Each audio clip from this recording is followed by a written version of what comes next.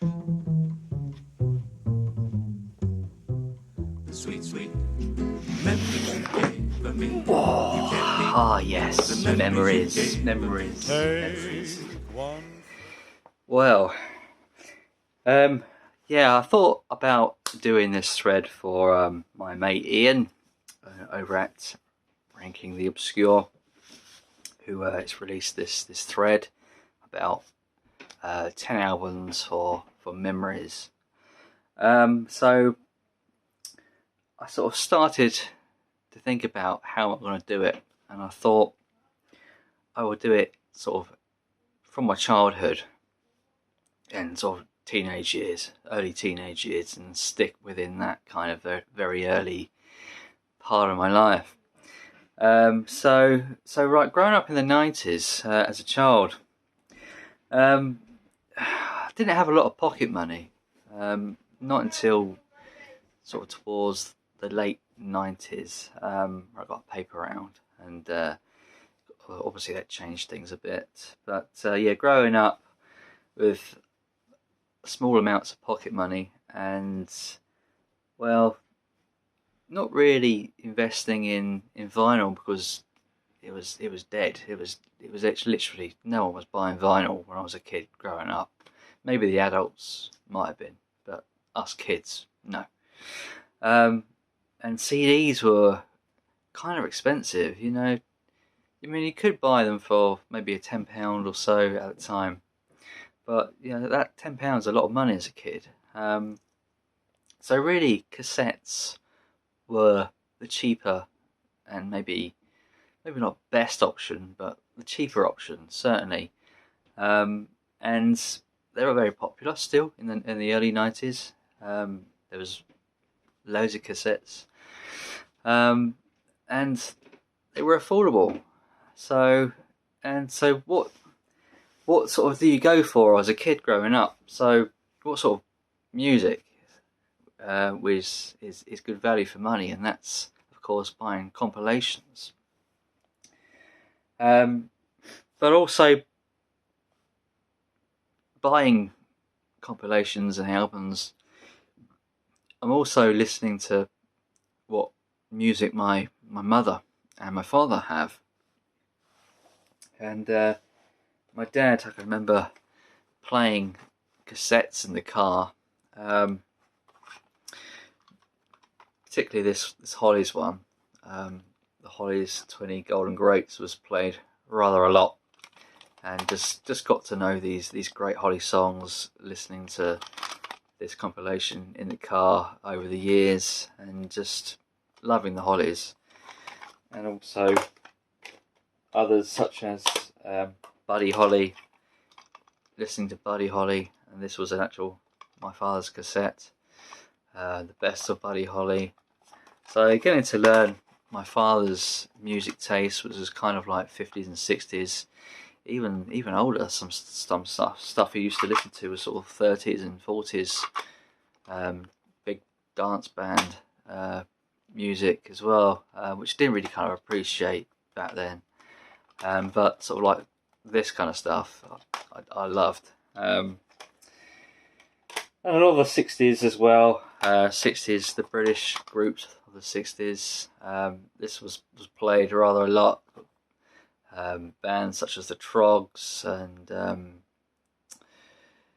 who else is on here? Jerry and the Pacemakers, Status Quo, early Status Quo song here, Pictures of Matchstick Men. Just great 60s music. And this one as well, this Simon Bates 60s comp was played, which I really like. This compilation, there's a lot of good tracks on here, 60s stuff. So there's a few, and plus, you know, some of the great classic singers of the 50s and 60s, early 60s, such as Nat King Cole, the Platters, El Martino, Vic Damon, Jim Reeves, Johnny Mathis, endless, Tony Bennett, Everly Brothers, Doris Day, loads on here. Nice compilation, this one. This was played a little bit at home, I think, not so much in the car, but you know, nice listen. So my dad had his own music, and my mother had our own. They had their own vinyl, mainly, LPs and sort of 45s between them. My dad had a lot of 60s. My mum sort of had sort of 70s, 80s, and sort of music was played quite a lot, as a kid, and until sort of the early 90s. Maybe, I don't know, probably 92. From then on, it just kind of, vinyl just stopped. Like, there's no more vinyl being brought, and it all kind of got put into like this bag. There's a wicker bag at home, and it's full of their vinyl, and that was just placed in a cupboard and just forgotten about. It's only like until I would come along, or I'd go through the bag sometimes. Oh, can I play this, Mum? Or can I play this, Dad? And they'd let me play it on their hi-fi. So I got to listen to some stuff like the Kinks and what have you. But yeah, that kind of stopped, and CDs and I guess cassettes continued from sort of like 92 onward. My mum, she also had like a case full of recorded stuff on like Curry's cassettes, which would just break as soon as I started playing them. They'd just malfunction and go wrong. And she had a few which lasted the test of time. Thankfully, she recorded onto these TDKs as well. This is full of 80s music recorded from vinyl, LPs and 45s, that kind of thing. They used to borrow and lend each other's records back then. They would go around to like parties and listen to each other's music, usually vinyl in sort of the earlier times, and they would share stuff they were brought, and they were sort of recommended to like other people, like friends and neighbours. And my mum would record certain songs what she liked from certain albums, and then they'll do the same. They'll swap their vinyl around and they would record. So everyone was kind of recording onto cassette, like various people's record collections, which is what people used to do. So like going into sort of the 90s when vinyl just stopped, what was I doing? And many people who didn't have a lot of money were recording from the radio a lot of the time. We were recording the songs from the radio. I can remember many hours sat in my room just recording music from the radio, not even knowing what it was, just hitting the record and just hoping I could get something good, something which wasn't spoilt by interruptions, like by the presenter talking and stuff, just hoping I can get a nice clear cut song, but I rarely ever was able to. But I could get majority of the music, which was good enough. It was good enough back then. Buying compilations was kind of like the go-to, really. My brother, who's a little bit older than me, he started buying comps, and he used to get some nice compilations. Actually, this is the first real one, proper sort of decent comp he got, and that was the greatest hits of 1993. I was a bit envious about this. I kind of wanted it, I wanted the music, it was kind of good because I got to hear the songs. Everything was kind of played in the house and it was shared, and that was kind of nice. But and he brought the year after as well, the greatest hits of '94. So there's all these great tracks from '94, and it was great hearing this.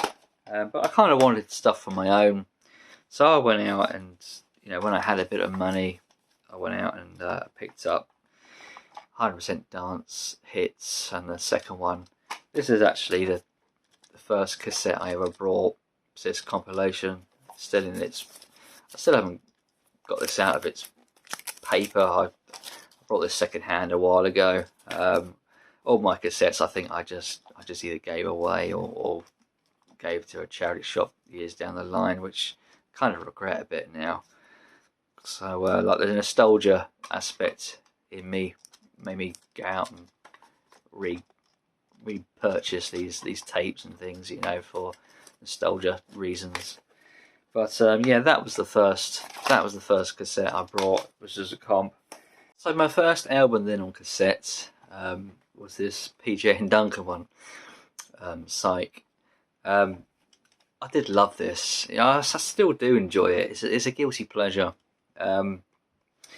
It's got a load of hits off this album. It's got at least, I think, I don't know, 1, 2, 3, 4, 5, 6, 7 hits off this album, which came out when the album came out, and I think the year after they were still releasing re-edited songs from this album. So yeah, that was the first proper album I brought, and I loved it. I played it to death, quite honestly. Like you would do anything like that as a kid, you know, your first album. And then the second album came out. I went out on my birthday. I remember going out on my birthday, and of course it gets dark early, doesn't it? In sort of November time, doesn't it?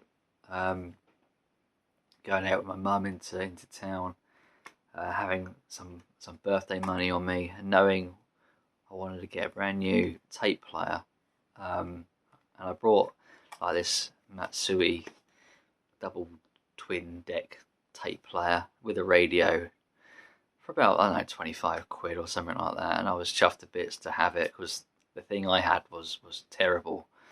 It was my mum's, I think, the previous cassette player I had. I brought a Walkman as well at some point as a kid, a cheap Walkman, which I played a lot. But this Matsui twin deck I loved. And on the same day as buying that in the town, we went into Our Price, and I found PJ and Duncan's second album, which just came out, and that's Top Cats, and I equally enjoyed this album as much. I still do. You know, what can I say? Most people's first love is pop music, and you know, this is just something which I enjoyed as a kid. And I don't know, I brought some other compilations as well. I bought the Smash Hits '95. I really like this comp, and I used to go around charity shops looking for cassettes and CDs, and I think this is one I found in a charity shop, and I was chuffed to bits to find it for like a quid or 50p or whatever I paid for it. And I used to collect tokens from cereals as a kid, sometimes to get certain toys or whatever it was I wanted. And Weetabix were doing a deal where you collect so many tokens and you send away, and you get 4 cassettes back. And I have them, and they're all sort of over the decades. So you got the 60s, the 70s, Top of the Pops, these are 80s and 90s. So I was pretty happy to get those as well, to add to my little tape collection. And yeah, so I'll go out and I continue to buy tapes, and I picked up this Smash Hits in a market in the mid 90s for like £1, and I played this a hell of a lot. This came from the Smash Hits magazine, and someone just sort of was selling it, and there's some good hits off this, as well as some sort of demos and stuff. But I've always enjoyed it, you know. I played it a lot. But a little bit before then, my music taste did change. My brother brought a CD player, or sorry, he got a CD player for Christmas, and he was the first sort of out between us to get a CD player in the mid 90s. And he brought I think about 3 albums with his like money, Chris's money he had, and he bought the first Oasis album, and this changed everything. This was absolutely like jaw-droppingly good as a kid, listening to the strength of this album and the rock to these songs. Absolutely fantastic. It was loud, it was aggressive, and instantly fell in love with it. He also brought the which just came out. What's the Story? Morning Glory, which was just equally as fantastic as the first album. Getting to hear these albums made me think, wow. I mean, I don't think this is like the best music I've ever heard, and I don't think I've ever really gotten over that. You know, there's nothing really was compared to that.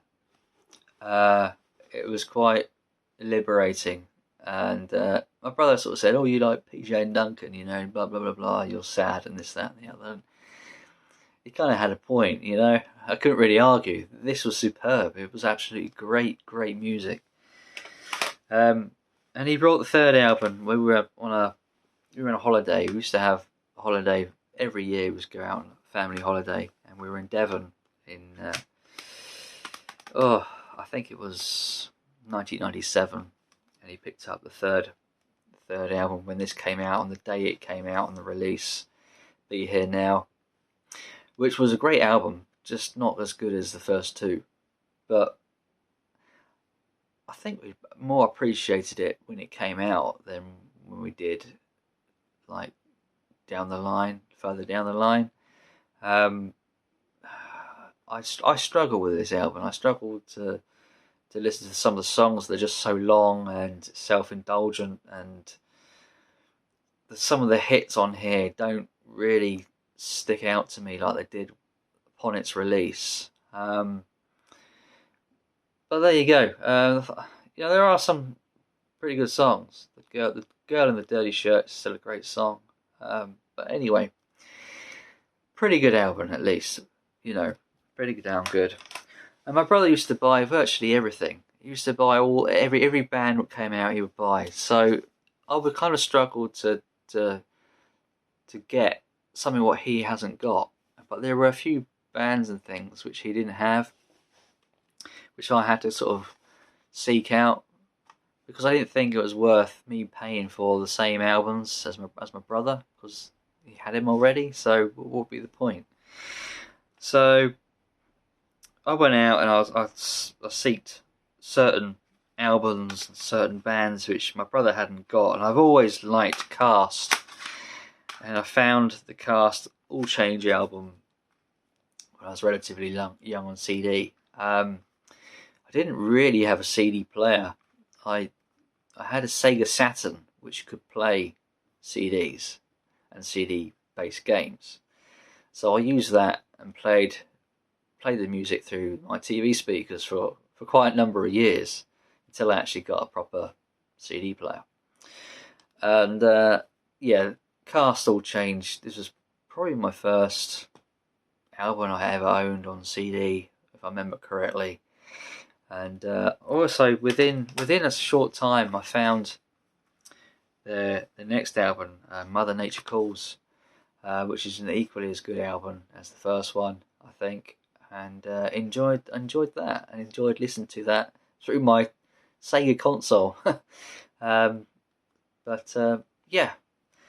and also Space as well. I found these really cheap, for like £1, and I can remember I used to go to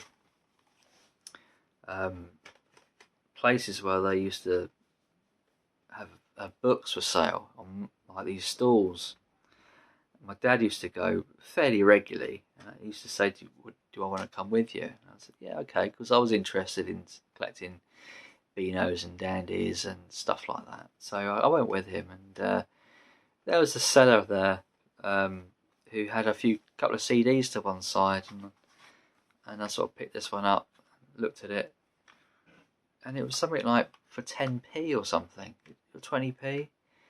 I thought, oh, bargain, you know. I mean, I was a child, so, you know, finding a bargain like that in the 90s was quite exciting. And I knew Space, you know, I knew the songs off here, you know, such as Neighbourhood, you know, and others, of course. And I thought it was a pretty darn good album. It's quirky, and it's a little bit strange and a bit funny, but I enjoyed the hell out of it. And a little while later, they released the next album, Tin Planet, and I picked that up, and I found this in a market as well as a kid. I think at the time I just started my paper round. No, that's not right. I didn't have a paper round. I brought this with, I think, either birthday money or Christmas money or something like that. And I had about £10 on me, and I brought it. I think it was for a tenner, and I was glad I did. Brought it second hand. Okay, you know, fair enough. I was quite willing to pay £10. This was the 90s. This just came out. Someone brought this and thought it was alright, but didn't really want it, and was selling it. And I so happened to come across it and buy it. So I was glad about that. I was happy with that. I love the songs. Begin Again, Avenging Angels, The Ballad of Tom Jones, 1 O'Clock, Be There. When you're a kid and you don't have many albums, you appreciate what you do have. So you listen to the deep cuts. You listen to the album over and over again until you love it. You might love it to the start, but you love it even more because it becomes almost like a friend to you in your life. You know, these albums, they're like little chapters of your life, friends, so to speak, and it's quite something. You know, when you're it's a completely different experience, I think, when you're young like that, and you engage in it into music, and you explore for yourself, and you find certain things for yourself. You don't get the same kind of feeling when you're older. You know, it doesn't seem to stay with you quite the same. It's hard to explain. Maybe it's just me. I'll go out and still buy albums now, and you know, I enjoy it, but I don't enjoy it. I do enjoy it, but it was more exciting. It was more exciting back then than what it is now, because it's it's a new sort of fresh experience when you're young, and the novelty doesn't wear off as such, but it doesn't quite feel the same. That's what I'm saying. Anyway, I got a paper round, and I can remember buying this album later into the later 90s. That's The Verve, Urban Hymns. I beat my brother to this one, so I was glad to pick this one up. You know, in the early years of earning myself money. Anyway, I rambled a little bit.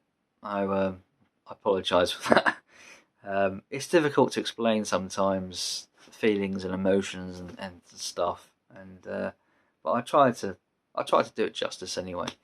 Anyway, I hope you liked the video. Feel free if anyone wants to jump on this thread and share your memories, as embarrassing as they might be. But anyway, until next time, bye for now.